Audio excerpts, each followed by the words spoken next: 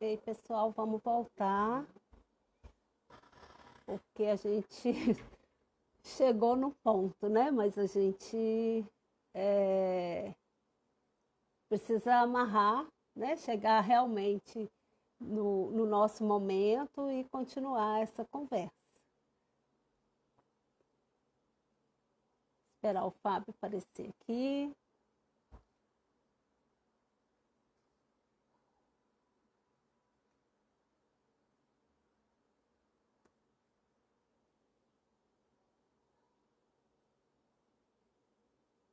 Só está voltando.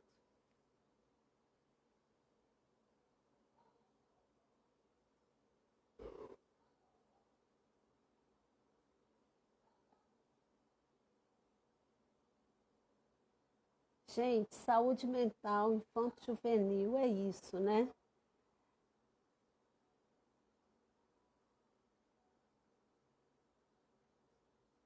Pá, peraí.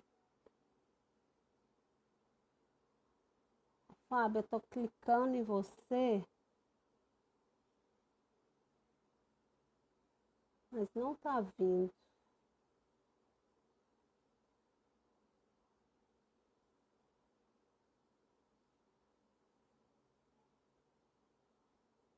Tentar de novo, Fábio. Fábio, fala alguma coisa aí para tentar de novo. Ou você me pede para entrar, porque eu cliquei e não consegui.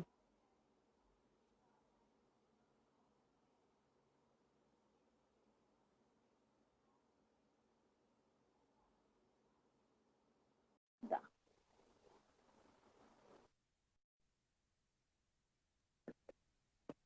Aí. Agora deu Você certo. já sabe como faz. Agora nós podemos fazer várias lives. Pois é, A gente está já sabe como aprendendo. começa, já sabe como encerra, como É, grava. é a minha, é a minha primeira live nesse A minha período de segunda. a gente está muito assim, guerreiro, né? Porque já teve tantas lives, né? A minha segunda. Mas da outra vez eu fui convidada, então eu não tinha que mexer em nada, só entrar, né? Foi mais fácil. Está, está aprendendo aqui ao vivo com o pessoal. Isso, mas é assim Assim, mesmo. é assim, é na surpresa. Uhum, Isso, inclusive, é saúde mental, viu, gente? Enquanto campo. É claro. lidar tudo com surpresa. Com Não tem surpresa. nada Ter muito coragem, encaixadinho, né? não, né? As coisas Tem- aparecem. a gente Mas, tem que ter um pouquinho de enfim, coragem, mas dá super, certo. super, dá certo. Então, continuando aqui a Vamos nossa lá. conversa, para não estender demais, né? Mas qual que é o ponto importante do ECA para nós, quando o ECA aparece, né? O ECA, assim como a reforma psiquiátrica, toma a desinstitucionalização, né, no sentido de que não queremos a instituição psiquiátrica enquanto locus, enquanto um local, enquanto estrutura, e não queremos a instituição psiquiátrica no sentido de exercício de saber, poder sobre a loucura. Não queremos a lógica manicomial. Então, a reforma vai caminhar para essa lógica de desinstitucionalizar tudo. Uhum, Lugares, pensamentos, uhum. teorias, afetos. É um lugar que vai mobilizar várias coisas aí, né? Um movimento que vai mobilizar várias coisas. E o ECA propõe isso. O ECA propõe uma desinstitucionalização em que sentido? Porque o ECA aponta, não só organiza, de certo modo, ordena o trabalho em rede, como ele aponta para a necessidade do trabalho em rede. Né? Se você pegar o ECA, você percebe lá que está muito claro que para a gente pensar num desenvolvimento, aspas, pleno da criança e do adolescente, a gente precisa ir em direção à rede. Tanto porque a gente não dá conta de tudo sozinho, quanto porque Uhum. o próprio paradigma de enxergar o outro, né, de enxergar o humano, muda. Né? A gente já está na lógica do Sim, paradigma da sim. complexidade. A Ora, gente, a né? gente, a gente vê isso muito claramente quando a gente trabalha em rede, quando a gente encontra com os outros setores, né? Como que cada um vê aquela criança, quais as informações que traz, né? É muito diferente, assim, são Sim. olhares diferentes, né? Então, como que o próprio ECA se articula ao movimento reformista para nos fazer pensar nessa necessidade de irmos em direção ao outro, nos inserirmos em outros campos de saber, né? Como que a própria clínica se modifica a partir disso? E com a infância e adolescência, isso fica muito claro, né? A necessidade de um exercício de uma clínica ampliada, né? A necessidade da gente caminhar em direção a outras possibilidades de intervenção, a outros fazeres, né? Como que a gente, a partir também de uma disponibilidade que é subjetiva, né, que é de cada trabalhador, né? Como que o nosso trabalho vai alcançar extensões antes pouco imaginadas, né? A gente começa a fazer coisas que a gente, talvez numa graduação, a gente não imaginasse. Que a gente vai ter que se preocupar se o usuário lá do nosso serviço tem documento, tem documentação, se ele está na escola, porque a formação meio caduca, né? Ensinou a gente só a psicologizar tudo, assim, e a partir dessa ideia, né?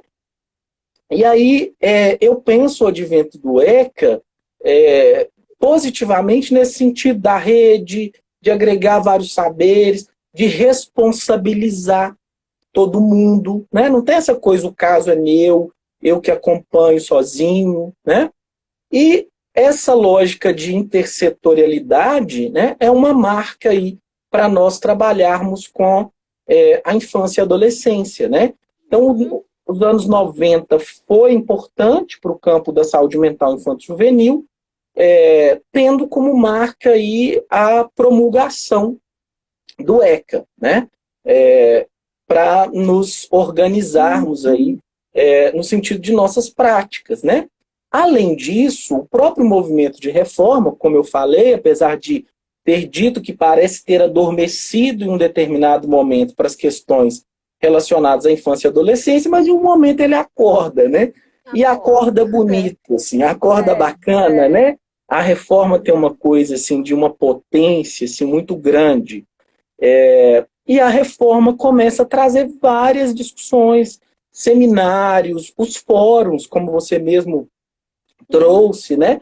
Em Belo Horizonte, né, o fórum, como que ele funcionava de um modo importante aí para pensarmos na interlocução dos vários serviços dedicados à atenção à criança e adolescente, né? Então, essas práticas, as nossas práticas, elas vão ficar cada vez mais ampliadas, né? Em próprio âmbito nacional, né, a questão da infância e da adolescência ganha um contorno. E aí eu queria marcar ali em 95, e aí eu vou puxar um pouquinho de sardinha para nós, mineiros, né? Quando em 95, né, é escrita ali a Carta de Belo Horizonte, né, com várias questões ali envolvendo discussões sobre a saúde mental, e um ponto que foi interessante, que no segundo encontro nacional de luta antimanicomial, a partir dessa carta, começou-se a potencializar as discussões sobre a infância e adolescência, né? Obviamente que aconteceram várias outras coisas em outros estados, em outros pontos do país, mas estou fazendo um recorte aqui. Temos várias cartas também, né? E esses fóruns deram origem a várias cartas, né? Em outros estados também, né? Mas essa teve uma importância, né? Para a saúde mental infanto-juvenil, né? E aí, como que também essa lógica do por uma sociedade sem manicômios, né, passa a fazer mais sentido para a saúde mental infanto-juvenil, no sentido de fazer avançar, ampliar a atenção, né?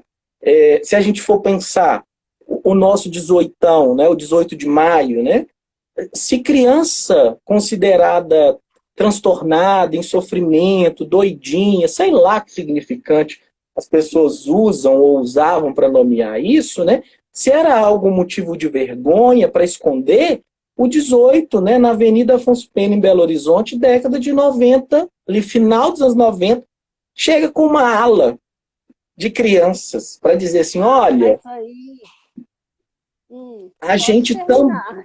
a gente também foi um público, né, violentado, vilipendiado, né? Então, tem toda uma discussão, obviamente, da questão da proteção, né, da infância, da adolescência, mas essa coragem ali da luta, nesse momento, foi importante para desvelar, para dizer, olha, existe, é possível uma criança e um adolescente sofrerem ao ponto de desenvolverem uma psicopatologia grave. E essa psicopatologia, ela não é motivo de vergonha, ela não tem que ser alvo de normalização, de normatização, mas a gente precisa acolher essas crianças e esses adolescentes na sua singularidade, na sua radical diferença. Eu não tenho que ficar achando que ela tem que atender aos meus anseios, ao que eu acho que é correto ou é errado. Então, nesse ponto, eu acho importante para desmistificar e colocar a discussão em cena. Eu me lembro da minha pesquisa de mestrado, Ju, que eu perguntava para as pessoas trabalhadoras da rede assim, e essas crianças que vocês atendem? Vocês acham que é possível essas crianças ficarem loucas? Vocês acham que é possível essas crianças adoecerem ao ponto de terem que ser medicadas? E aí, usando os termos que eles vão usando, né, mais fortemente, as pessoas ficavam horrorizadas, assim, não, no máximo é um problema que vai passar. Que se levar no psicólogo, no médico, com o professor, aí ia chamando todos os profissionais, né? Isso vai passar. Mas, ô Fábio, Uma negação, né? Você acha que isso mudou muito? Não. E estou caminhando. Quando você Estou caminhando Belo aqui. Horizonte, ir para a rua, né? Conseguir colocar a ala, né, das crianças e dar visibilidade, né, ao sofrimento, né, da criança também, eu me interroguei aqui, porque isso é história de Belo Horizonte. Sim. Mas aqui na nossa região, isso ainda é cercado de mistérios, de, Sim, mas sabe, não de só aí. delicadezas. É Não muito só aí. difícil. Mesmo em Belo Horizonte, quando eu trago esse exemplo, né, esse fragmento, é mais para exemplificar de uma certa ousadia do movimento de reforma e da luta antimanicomial.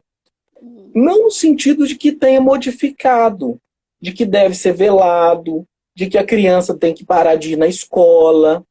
E aí os casos que vão atingir a mídia, a criança que é presa na canela com uma corrente, a família que faz um quartinho no fundo, que bota uma grade separando metade do terreno, então ela só fica ali naquele fundo.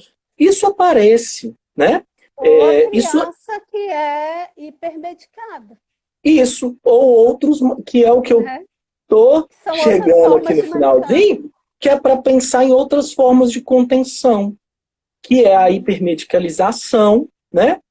Patologização de todos os problemas cotidianos da criança, né? Que é uma grande questão, e que é uma nova forma de manicômio, uma nova forma de conter, né? O discurso da neurociência, eu consigo identificar aspectos ali extremamente, não desconsiderando os avanços, nada nesse sentido, mas aspectos de uma lógica manicomial, né, de uma lógica, a própria psicologia, né, a própria psicologia que durante a sua história referendou coisas horrendas, né, e então é preciso entender a história da psicologia no Brasil, e que hoje a gente vê isso se repetir nas práticas de psicólogos, por exemplo, né? Uma lógica restauradora daquele ideal de saúde mental que eu questionei no início da minha fala, né? como se fosse possível a criança idealizada. Mas caminhando aqui para o finalzinho, o que eu quero também demarcar é o ano de 2002 ali, como um ano importante para nós da saúde mental infantil e juvenil. Porque assim como o ECA é importante, a portaria, né, 336, ali de 2002, ela, para além de abrir financiamento para os serviços substitutivos, né, para os CAPs, ela fala ali do CAPS. Ela traz, né, o CAPS é criado ali. Então, até então, Ju, eu tendo, como vários outros pesquisadores, autores que eu tenho contato e que eu leio, a pensar, como você mesmo, né, trouxe no início, de um certo atraso, né? E aí, esse atraso no sentido de sobreposição de prioridades, né? De submeter o planejamento da área infantil aos projetos de adultos. Ipatinga, por exemplo, tem um CAPS adulto e não tem um CAPSI. Tem um CAPSI no sentido de vocês... Agora ele está habilitado. Ele está habilitado? Tá. Eu ia até te perguntar sobre isso, tá. mas até muito pouco tempo, né? Não tinha. O CAPS de adulto, ele, sei lá, acho que mais de 10 anos antes de criar um movimento mais fortalecido no sentido do CAPSI e que foi habilitado recentemente, né? Mas, assim, as lógicas de trabalho é que a gente ainda não avançou muito, né? Apesar, e até mesmo, você fala Ipatinga, mas isso é no Brasil inteiro. Se a gente pegar, né, o mapa, tem muito menos CAPSI muito menos. Do até que CAPS adulto. Os municípios implantaram, isso levou muito tempo e ainda tem levado, né? Sim, né? Você tem razão. Há uma desigualdade aí, até em termos numéricos mesmo, de quantidade de serviços, né? Claro que tem estudos que apontam que a incidência das questões relacionadas à saúde mental com adulto é maior que com criança, mas a gente sabe que não passa só por aí, né? E essa desigualdade, né, ela aparece até mesmo na forma de conceber a criança no campo da saúde mental, porque a vida inteira era na clínica para retardado, era no educandário, né? Era na instituição voltada para criança especial. Então não se tinha muito uma discussão da criança no campo da saúde mental, como hoje a gente já pode avançar lá para intersetorialidade, trabalho em rede, né? A própria especificidade. Nós avançamos. Sim. Nós avançamos. Mas o que eu percebo é que, ao mesmo tempo que nós avançamos, assim, em termos de uma lógica antimanicomial, de um olhar para as questões da saúde mental da criança e do adolescente, avançam também outras lógicas, sabe? Sim. E isso é muito visível, né? Hoje, por exemplo, a gente está tendo que discutir a questão da internação de adolescente em comunidade terapêutica. Sim. Né? Essa questão, até pelo ECA, né? A gente já deveria ter superado isso. É inconcebível, né? Inconcebível, né? Até o próprio marco normal. A discutir isso. Parece que é bater na mesma... É isso que eu estou dizendo, assim, que essa coisa histórica é importante, porque parece que a gente voltar a bater na mesma tecla. A gente já tem um ECA, mas tem gente internando adolescente na comunidade terapêutica. E aí a gente vê também, Fábio, assim, essa coisa da adolescência, né? Como que o insuportável da adolescência cria, não é que cria, não, as pessoas criam formas de lidar com o insuportável da criança e do adolescente. Sim. Nessa perspectiva manicomial, né? Sim. Ou é a comunidade terapêutica para o usuário de droga, é o encarceramento, né, dos adolescentes envolvidos aí com alguma coisa do campo da criminalidade, são as Sim, unidades de acolhimento, fica sim. também o adolescente da família, e, e elas estão lotadas de adolescentes, né? E é interessante isso que você traz, Ju, com relação a uma distância, porque a gente ainda precisa enfrentar isso. Porque a sociedade faz uma separação assim bem radical da infância e da adolescência, não só em um sentido do desenvolvimento, da idade, mas até mesmo do que se espera. Eu me lembro de Aham, conversar nas minhas pesquisas sobre isso com profissionais que me diziam assim, olha, era quase como se fosse assim, para a criança tudo, para o adolescente nada, porque o adolescente é maldoso, é malvado, já está é, quase adulto, engana a gente, pode roubar, pode agredir, olha o tamanho dele, aham, então para aham, ele, vamos prender, né? Então, uhum, para fechar aqui as ideias, então o que, que eu proponho, assim, né? Que nós precisamos, no campo da saúde mental infanto-juvenil, romper com a dicotomia indivíduo-sociedade, ampliarmos a nossa clínica, pensarmos esses sujeitos na sua radical diferença, mas também num ponto de algo que é para todos, num ponto de algo que é da cidadania. Eu acho que a saúde mental infanto-juvenil nos convoca a transitar nos dois âmbitos, clínico e político.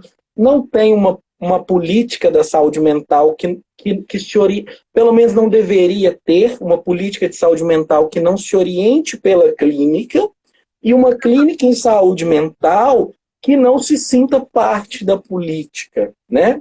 Então é algo que a gente precisa superar. A nossa formação, e aí estou falando nós psis, né, psicólogos, é uma formação ainda caduca, né? Questionarmos a lógica da medicalização e do controle do universo infantil, né? É, criar possibilidades para que os setores também que têm uma lógica medicalizante possam visualizar outros modos de tratar, né? Porque a gente também não quer capsizar, já não é o que a gente quer, né? Achar também, né? Nós falamos do número de CAPs, mas também não se trata de encher de CAPs, né? A gente não quer uma capsização, né? A reforma já está atenta a isso, né? Discutindo essas coisas, né? De que sozinhos nós não vamos dar conta, que a gente vai ter que se abrir para outros saberes, né?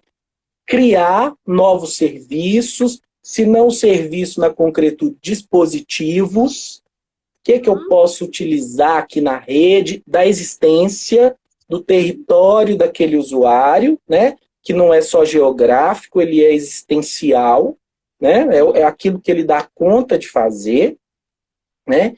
E também resistirmos bravamente a todo o desmonte que a política de saúde mental, que o SUS, né, e aí a política de saúde mental, integrante ali do Sistema Único de Saúde, tem sofrido todos os ataques, a falta de investimento, né, porque a gente tem uma dívida histórica, não só no campo da saúde mental do adulto, mas no campo da saúde mental infanto-juvenil. Né? A gente ainda precisa de mudanças, né? E eu acho que a mudança vai começar com a gente, assim, na militância, trabalhador, no dia a dia, quase que de um trabalho quase que de formiguinha, né? Mas que todas as formiguinhas juntas conseguem fazer alguma coisa, né? Então eu acho que é isso, assim, né? Eu não vou me estender mais, porque senão eu vou falar até amanhã. Eu vou Ah, abrir para te ouvir e ouvir o pessoal também. eu acho que agora o tempo parece que é menor. Eu não sei também como que funciona, não. Camila, me fala. Eu Pode acho que ser é 50 minutos, se eu não me engano. É, 50? eu acho que é. Eu acho que dá tempo de abrir. Não, como é que funciona? Eu não sei como é que funciona. Se o Você tá me pessoal ouvindo? faz. Camila falou que o meu áudio estava baixo. Você está me ouvindo bem? Agora sim, tô.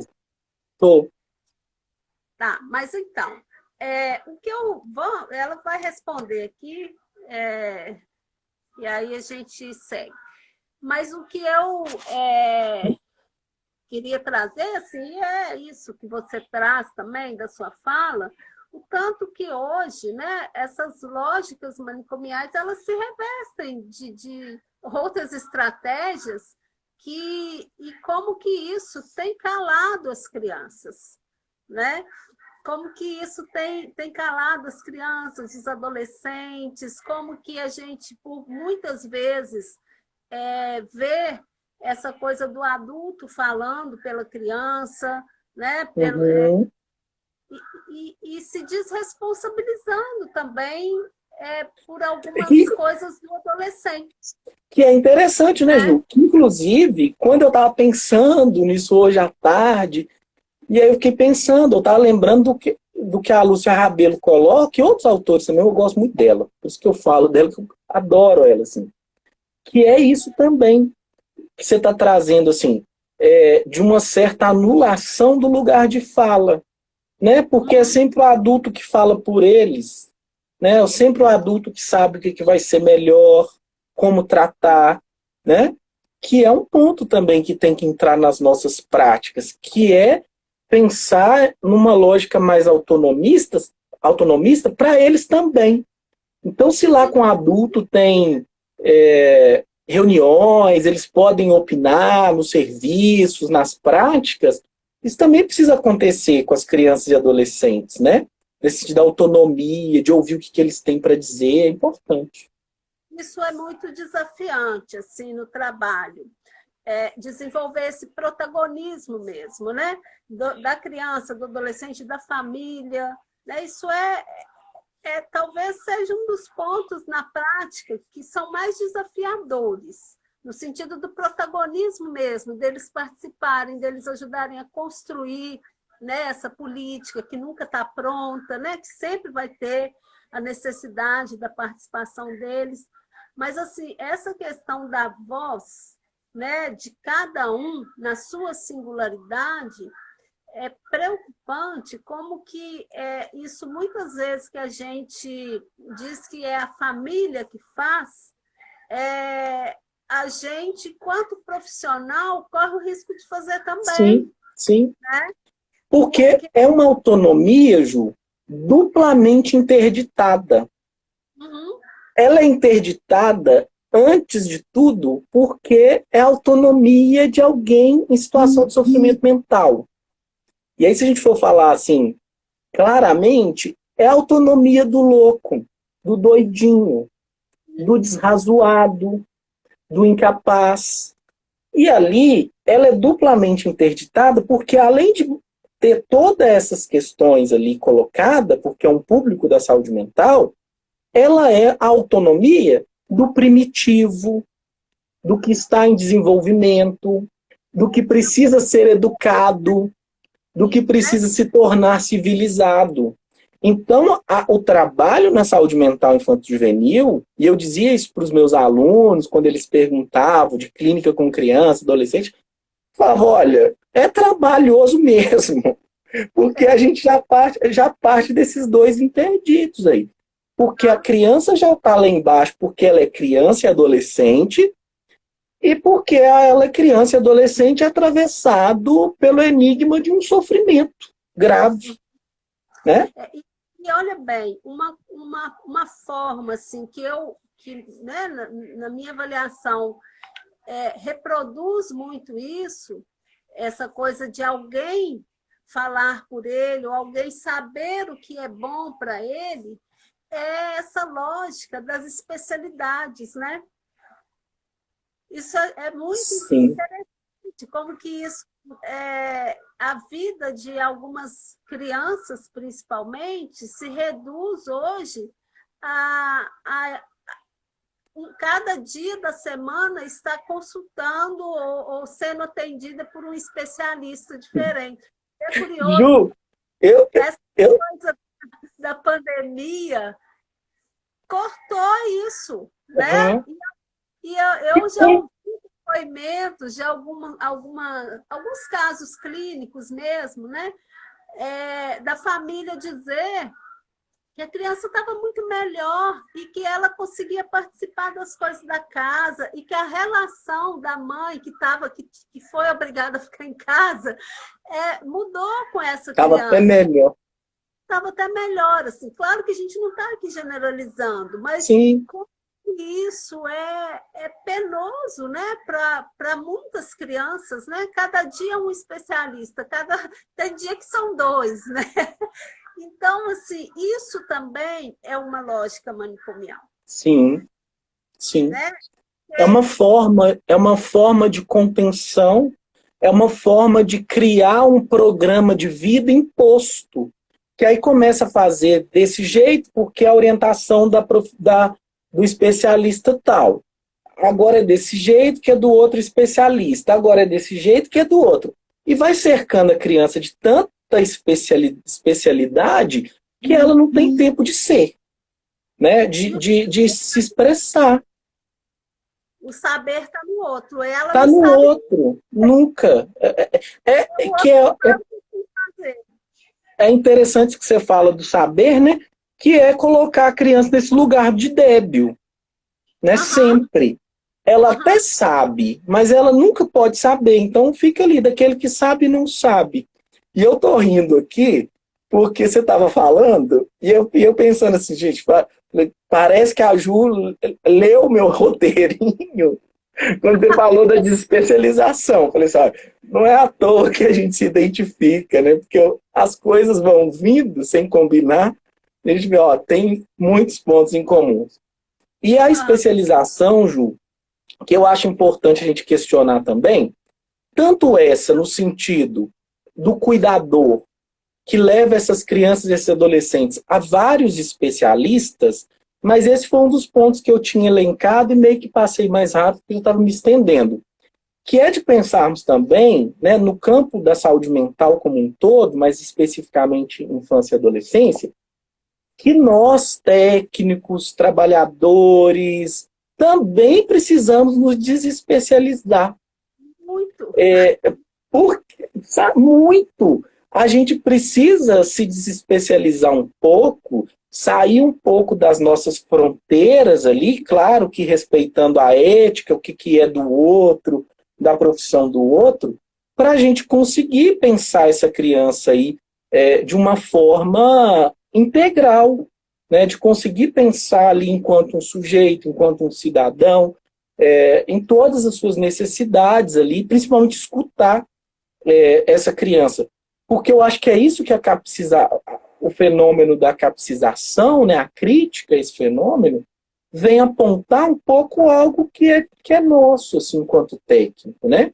De também produzirmos uma especialização e não sairmos do nosso nicho. E aí, como é que faz rede? Como é que faz intersetorialidade se a gente não se dispuser a isso, sabe? Acho que a gente precisa se desterritorializar. Uma coisa meio Deleuze, Guattari, assim, sabe? Da desterritorialização, assim, ó. Vamos fazer diferente, vamos ver se vai dar certo, né? E vamos deixar o novo, o inusitado aparecer. Não ver se vai dar certo do laissez-faire, né? Mas assim, olha, eu me responsabilizo. O que vier, eu vou ter que dar conta, né? Eu acho que a gente também tem feito pouco isso, assim. E a infância e a adolescência pede a gente isso. Pois é, isso me fez lembrar uma coisa.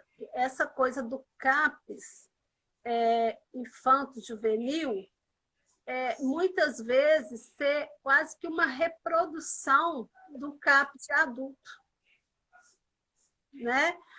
Eu acho que a gente ainda não conseguiu, assim, eu estou falando pela minha Uhum. experiência, por outras que eu conheço, a gente não conseguiu construir ainda uma forma de trabalho com essa especificidade para criança e para adolescente. Assim, acho que isso que você falou, né, que a gente tem que desconstruir a nossa lógica, às vezes é muito ainda do cuidado do adulto, sabe? Sim. E criança e adolescente, gente, assim, é outra parada, assim. é outro modo de vida, são outras relações, né? Outras necessidades. Outras necessidades. Então, eu acho que a gente ainda não conseguiu, sabe, assim, de fato, entrar nessa onda da criança e do adolescente. Sim. Até porque nós somos adultos, né? E a gente traz isso também, né? E trabalhar com criança e adolescente é muito complexo, tem uma complexidade. A gente não resolve problemas complexos com Soluções simples. Né? Mas tem uma onda assim que a gente precisa meio que vou dizer, criançar um pouco, adolescer um pouco, entrar um pouco nessa onda, né? Para a gente chegar mais próximo deles. Uma das coisas assim que era muito desafiante para mim o trabalho com adolescente, antes de começar a trabalhar efetivamente com adolescente, e eu ficava encucada, assim, as pessoas diziam, mas o adolescente não vem, o adolescente não chega, né? A unidade de saúde ele não circula. E eu ficava, gente, mas tem um jeito, tem que ter um jeito, tem que ter uma linguagem, tem que ter. E assim, se a gente não entra nisso, a gente não fala mesmo, não, porque eu sou a tia, né? Eu sou a tia, né? E se eu não sei que música... E aí a gente vira o tio, assim, não só por estarmos mais velhos, mas a gente vira o tio porque a gente vira o tio no sentido do que quer que ele fique daquele jeito. E aí ele associa ao tio do conselho tutelar, ao tio da escola, ao tio de todos os lugares que ele convive, né? E a gente acaba tomando esse lugar ali no vínculo com o adolescente. Mas eu fico pensando muito assim, nas discussões sobre políticas públicas, que eu acho que ainda, por mais que a gente tente, por mais que a gente pense em formatos mais participativos, né? Mas isso que você está trazendo, assim, da especificidade da infância e da adolescência, desse sem fala, desse sem vez, desse sem voz, então não precisa escutar, né? Por mais que a gente já fale de várias modalidades participativas, né? Eu acho que a gente ainda tem um ranço, assim, uma coisa do fazer para, sabe? A gente não tem muito uma coisa do fazer com. E aí é por isso que esses fantasmas rondam a gente assim. Mas aí eu faço, eu ofereço, a gente está fazendo, e ele não vem. Mas ele não vem mesmo, não. Ele não se enxerga naquilo ali, né? E o adolescente ainda eu acho que é mais delicado, né? Porque aí ele está nesse lugar do ainda não, né? Não é adulto, não é criança, né? E aí ele está de repente num capizinho, com um monte de criança pequena. E aí uma outra especificidade, né, que eu tinha elencado aqui, que é a própria questão do lúdico, né? Do nosso trabalho lúdico aí com crianças e adolescentes. E aí você chega no CAPSI, tem um desenho, tem um brinquedo, tem alguma coisa nesse sentido, obviamente, né? E aí ele fala assim, eu não quero vir aqui não, que é para criança, né? Eu não sou criança mais, né? E não é mesmo, né? E não é mesmo.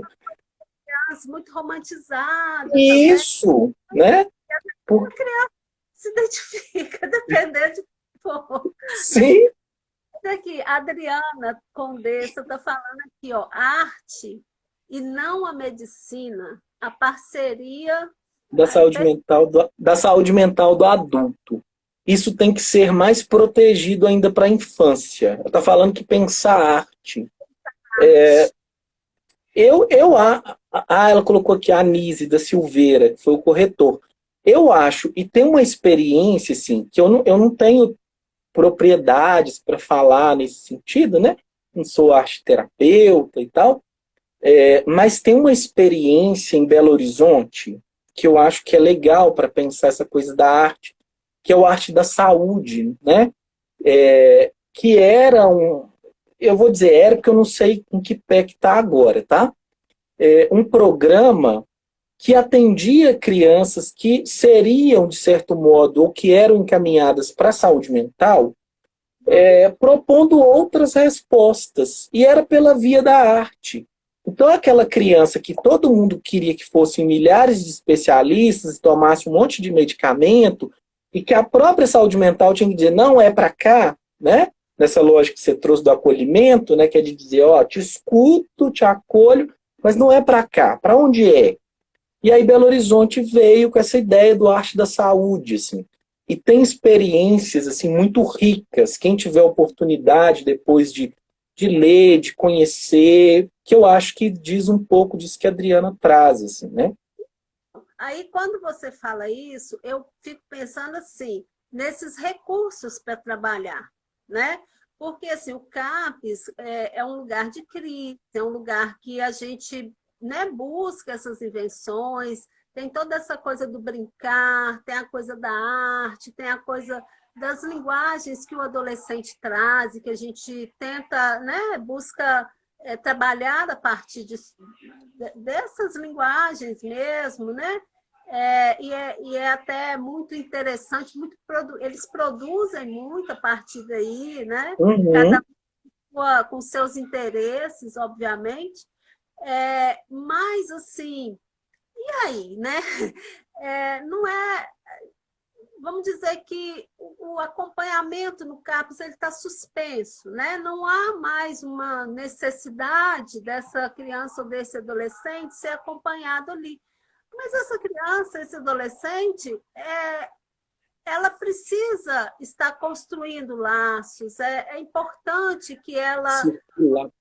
sendo, é, eu não vou dizer acompanhada, não, porque dá aquela coisa do sentido de um tratamento, e não é nessa perspectiva que eu estou querendo trazer, mas na perspectiva de que essa criança, esse adolescente, eles vão continuar produzindo ideias. Eles têm que encontrar suporte em alguma coisa, né? Em algum lugar, né?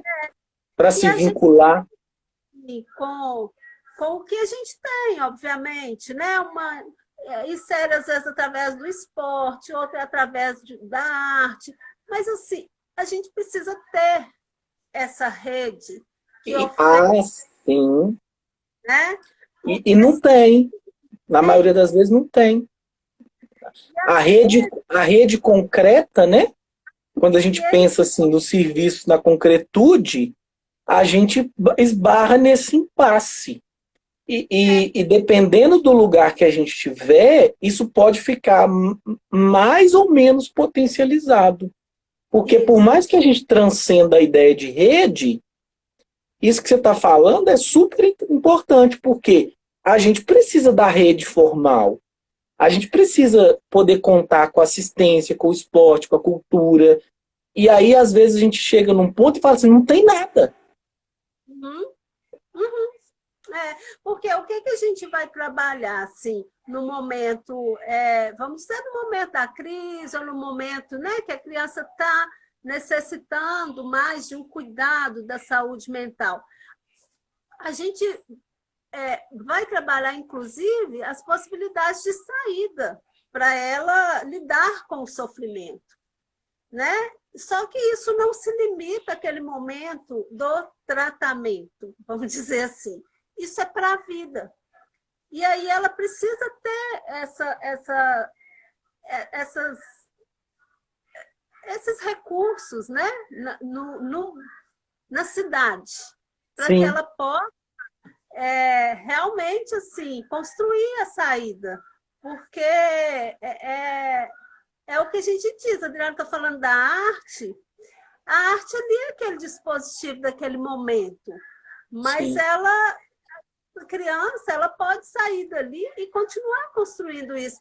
Na escola também, né? Se você tem um educador que acolhe isso, que valoriza essa singularidade dessa criança, sim. a relação dela com a arte, no CRAS, né? Num Nos outros projeto social, né, na ONG. projetos sociais. E aí, pensando naquela questão que eu trouxe, né, do ECA, da criança como do adolescente como prioridade absoluta, né? E pensando no nosso tema assim, geralzão aqui de uma cidade bacana, para todos, para todas e todes, né? Mas agora. A gente construir esses espaços, né? Que vão para além dessa coisa de tratar. Eu acho que é isso, né? Que é para o viver, né? Quando a gente fala assim, agarrado, quando a gente se questiona assim, cadê a rede? Eu acho que a gente está perguntando assim, cadê a cidade bacana, né? E aí a gente se depara assim, temos que construir. Porque temos que construir. Essa coisa assim, da prioridade, a gente sabe que na efetividade ali do dia a dia, isso não se opera, né? É tudo deixado para depois, tudo para amanhã. Essa coisa da arte mesmo. Às vezes eu já me deparei tanto com isso em CAPES, às vezes a gente quer fazer uma oficina, mas não tem material. Nem faço. A gente quer fazer arte, mas eu não tenho nem tinta guache. E aí eu me lembro, assim, de experiência, assim, que eu saía catando as coisas. Eu acho que era isso que eu fazia, sabe? Pensar assim, deixa eu encontrar alguém bacana, um lugar bacana. Eu saía ali. E aí chegou um momento que me falaram assim, não dá. Você trabalha, mas você sai catando. Mas era porque eu chegava na minha casa assim, nossa, isso é legal, vou levar para lá. Isso é bacana, vou levar para lá. Aí eu ia na família, mas assim, vocês têm um brinquedo aí que vocês não estão usando? Ah, não, filho de vocês tem brinquedo demais, me dá um pouco aí que eu vou levar lá para os meninos. Porque a gente chega num ponto que às vezes o governo local acha que é só dar para a gente uma casa, as mesas, cadeiras e colocar a gente lá dentro, né? E mais nada. Então é um problema que a gente enfrenta. Isso não é serviço de saúde mental. Não é. Assim, se por um lado, né, a gente não pode cair nessa armadilha, né, de desanimar, né? De ficar da queixa, né, dessa coisa do Sim. discurso da pobreza, que não tem isso, que não tem aquilo. Se não tem, não vou fazer. Não pode. Vou fazer. E a gente não pode cair nessa armadilha, não. mas também a gente precisa ter recursos, né, para a gente trabalhar. A gente inventa muita coisa. Sim. A gente precisa também de ter o básico aí, né? Sim. Mas assim, tanto nos serviços quanto na cidade, para que as pessoas possam circular, né? Para que as pessoas possam achar qual que é o lugar delas. Você tem que ter oferta, porque se você não tem, ela vai achar qual é o lugar, mas talvez não seja um lugar onde ela goste de se ver. Sim. Né? Às vezes vai ser um lugar onde ela está ali por várias questões contextuais, mas que não é o lugar que ela se reconheça, que ela gostaria, né? E um lugar de vida, vamos dizer assim. Né? Uhum. Eu acho que a gente caminha cada vez mais para um ponto que é levantado pela reforma mesmo, né? Que é das intervenções na cultura, em todos os sentidos. Na cultura como o lugar de trocas sociais, né? Na cultura como, se a gente pensar em desenvolvimento de atividades, de artes, de música, pintura, fotografia, né? Mas eu acho que esse é o ponto mesmo, sabe? Transformar a cultura, transformar as relações sociais para que a gente consiga que essas pessoas que são usuárias dos serviços de saúde mental, e aí sejam crianças, adolescentes ou adultos, né, construam um caminho, né, possam escolher alguma coisa. É possível, alguma coisa aparece ali como possível, né? Porque senão a gente não consegue mesmo. Mas é como você colocou, assim, de não cairmos na armadilha, né?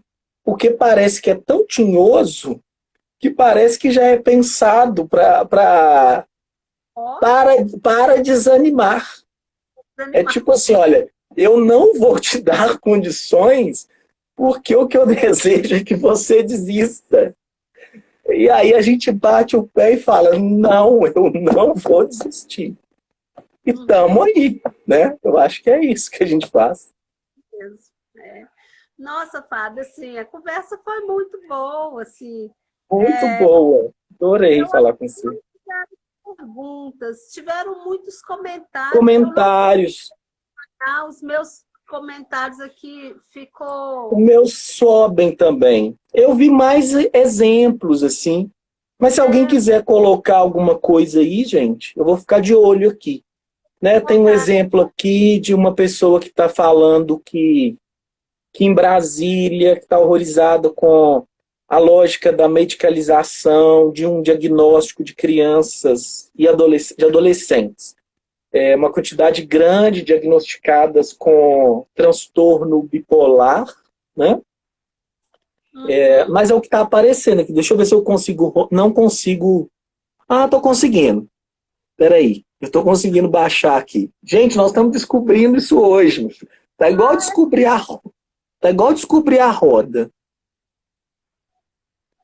Aham, Aí agora. tem críticas aqui com relação a uma lógica de que o adolescente não tem seu espaço também, porque aí já é deprimido, já é tímido, que é a lógica da patologização, né? Do cotidiano, da vida do outro. Então, se é mais quieto, não pode ser quieto mais, porque aí está deprimido. Então, dá-lhe antidepressivo. Tá feliz Aham, demais, é bipolar lá na mania. Tá lá na exaltação do humor. Dá-lhe lítio, né? Dá-lhe estabilizador do humor. A nossa sociedade é essa, gente. Está caminhando para isso, né? Deixa eu isso ver aqui. apaga o sujeito, apaga qualquer possibilidade de construção, né? Sim, E, e são as etiquetas, né? Que aí você fica ali preso, colado na etiqueta, rotulando. no rótulo, né? E é isso que se muitas crianças, a vida se resume a isso, né? Sim. A É, Sirlene está colocando aqui uma coisa interessante também, Ju, ah, que, que saúde mental se faz com financiamento, claro, precisa, né? Financiamento. A Adriana Condessa está nos parabenizando. A gente que agradece, Adriana, pela sua participação. A Jennifer também está colocando aqui. E aí ela faz uma pergunta: como contribuir ou favorecer para o pro protagonismo? Eu acho que tem muito a ver com isso tudo que a gente estava falando, Jennifer, né?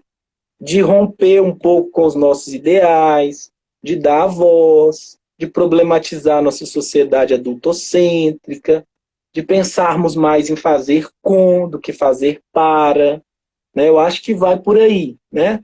Mas não tem uma resposta prontinha, não. Isso é só minhas divagações, Jennifer. Resposta prontinha não tem, não. Pode até parecer que está pronta, mas não está, não. É o dia a dia também, no cotidiano, é que a gente aprende como pensar essas crianças e adolescentes de um modo de exercício de protagonismo, né? Deixa eu ver o que mais aqui, Ju, que estão falando aqui. Maria é só, Auxiliadora, acho que foi mais essas mesmo. Tá parabenizando, obrigado. eu fico pensando que Eu acho que foram só essas. é bastante desafiador, eu acho, porque toca nessa coisa que você vai dar voz, né?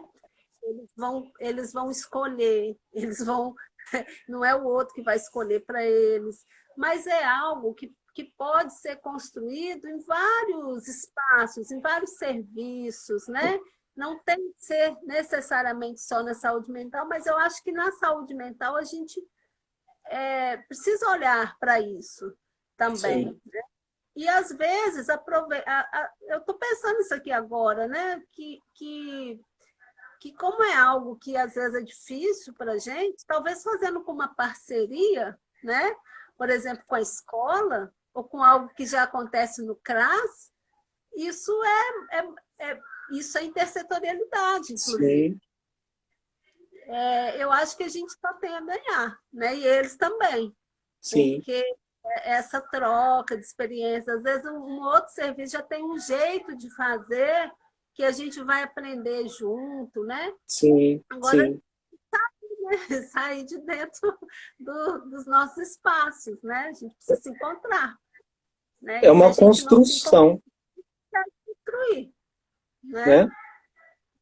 Tá aí Isso. para construir. Ju, a Camila tá falando que pode, você mandou aqui no grupo, que a live pode se encerrar de repente. E ela falou que se quer caminhar para um fechamento, senão ela paga repentinamente. Eu penso, ô Fábio, que a gente podia encerrar, assim. Sim, O que você também acha? acho. Que a conversa foi muito boa, foi um tempo bem. Ó, já é mais 1 hora. Grande.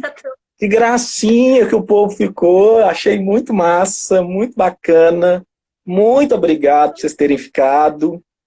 E obrigado Bom, pelo convite. Que delícia falar com você. Tomara que a gente tenha outros eu espaços para trocar mais ideias, porque eu já fico aqui, tipo, ideias passou vem a mil, assim. Passou.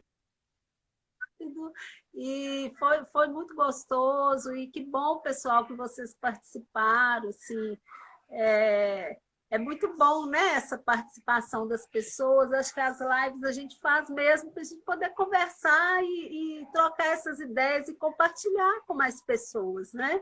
Sim. Que bom que você está vindo para o Loucos Intermovimentos, É, né? falei com a Sirlene, falei, minha filha, eu sou louco desde que eu fui para aí. Falei, eu acho que aí depois mas eu acho que desde que eu nasci, eu acho que eu sou louco. É, mas eu tô feliz assim de estar com vocês. Super feliz. Bom, então é isso, Fábio. Assim, só agradecer mesmo, Ah, né? eu que agradeço. E nossas conversas e outros momentos a gente vai se encontrar novamente Vamos e sim. depois, tá? Valeu demais. Eu vou ver se eu Ok. consigo aqui, ó. Peraí, deixa eu ver. Opa. Deixa eu aproveitar enquanto você está fazendo aí. Obrigado, Lene, Penha, Maria Auxiliadora, Helenice. Estou tentando ver aqui, gente. Obrigado, viu, por vocês terem participado, ficado até o finalzinho da nossa live um pouco grande, mas muito obrigado mesmo. Camila está convidando aí para a próxima live, dia 13, às 19 horas. Isso aí, Sirlene, somos loucos por você. É isso mesmo, né? Ai, eu vou esperar ela encerrar, porque ela não Será que vai aparecer de novo a mensagem? estou achando nada aqui que me mostre um caminho. Eu vou esperar ela encerrar de novo. Deve acontecer igual a outra, deve vir uma mensagem, mas para as próximas a gente já está vacinado, porque você ainda está indo super bem, porque eu acho que eu ia me embolar todo, porque eu sou uma aberração para essas coisas de tecnologia. Apanho. O óbvio, porque eu não sei nada. Ai, Apanho. mas que bom você ter compromisso de várias pessoas aí, né? Que são pessoas, né, que a gente conhece. Que bom que vocês participaram, pessoal. Né? A Alessandra está parabenizando. Obrigada, Alessandra, por ter participado. Alessandra Gracinha. Só gente boa na nossa live, ó. Como a gente diz aqui em Minas, só gente boa. Penha, não, Penha. Quanto tempo, gente. 21:03. E quem mais? Estou tentando achar aqui o povo. Para ver o que eles estão dizendo aqui. Espero que some. A Lu falando aqui, saudade das minhas aulas. Obrigado, Lu. Saudade de todo mundo também. Maricélia também, grande parceira. Ah, é, Maricélia, sim. Ô, gente, Tem o só pessoal mais do segurando. início. Ah, É, aqui, ó, gente, a gente vai já tá. acabar. A gente tá só dando um tchauzinho, vendo os inscritos.